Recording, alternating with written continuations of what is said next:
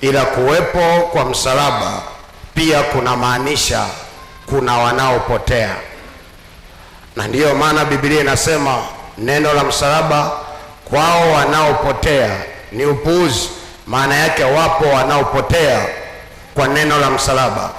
Na Biblia inasema kwa wanaookolewa ni Kristo, ni nguvu ya Mungu. Maana yake liko kundi la wanaookolewa.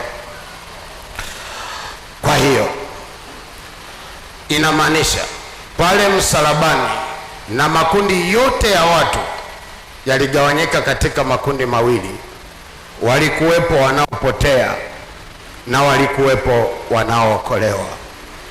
Kwa kusema hivi, na maanisha kila utakapokuta kuna kundi la watu wamegawanyika katika makundi mawili, kwa njia ya msalaba wako wanaopotea na kwa njia ya msalaba wapo wanaookolewa.